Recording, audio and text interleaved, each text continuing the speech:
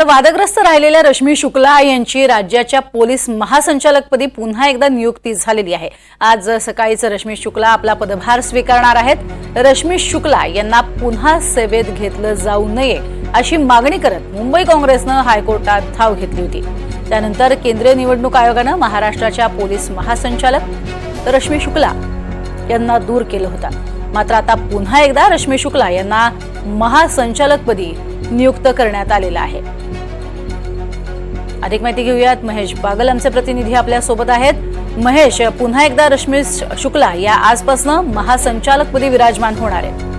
नक्कीच विधानसभा निवडणुकीत पक्षपातीपणाच्या आरोपामुळे पदावरून हटविण्यात आलेल्या रश्मी शुक्ला यांची आचारसंहिता संपुष्टात येताच पुन्हा एकदा राज्याच्या पोलीस महासंचालकपदी नियुक्ती करण्यात आलेली आहे। या संदर्भातील फाईल मुख्यमंत्र्यांकडे पाठवण्यात आली होती। निवडणूक काळात पोलीस दलाच्या वाहनांमधून सत्ताधारी पक्षांच्या उमेदवारांना रसद पुरवली जात असल्याचा आरोप राष्ट्रवादीचे अध्यक्ष शरद पवार यांनी केला होता। तर काँग्रेस प्रदेशाध्यक्ष नाना पटोले यांनी शुक्ला यांच्यावर पक्षपातीपणाचा आरोप केला होता। त्यानंतर निवडणूक आयोगाच्या विशेष निरीक्षकांनी दिलेल्या अहवालानंतर केंद्रीय निवडणूक आयोगाने 4 नोव्हेंबर रोजी शुक्ला यांना महासंचालक पदावरून दूर केले होते आणि त्यांच्या जागी संजय कुमार वर्मा यांची नियुक्ती करण्याचे आदेश दिले होते। त्यानंतर सरकारने वर्मा यांची विधानसभा निवडणुकीपर्यंत पोलीस महासंचालकपदी नियुक्ती केली होती, जी तात्पुरती होती। तर शुक्ला यांना सक्तीच्या रजेवर पाठवण्यात आले होते।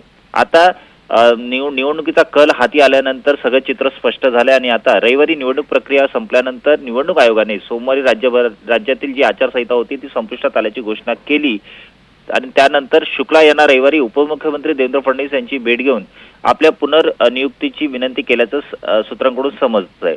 त्याला अनुसरून सोमवारी गृह विभागाने शुक्ला यांची पुन्हा महासंचालकपदी नियुक्ती करण्याबाबतचा प्रस्ताव मुख्यमंत्री एकनाथ शिंदे यांना सादर केला होता आणि त्याला मान्यता मिळताच हे आदेश जारी करण्यात आल्याचं आता स्पष्ट झालेलं आहे। त्यामुळे मंगळवारी महासंचालक पदाचा कार्यभार रश्मी शुक्ला या स्वीकारतील असं सांगितलं जात आहे।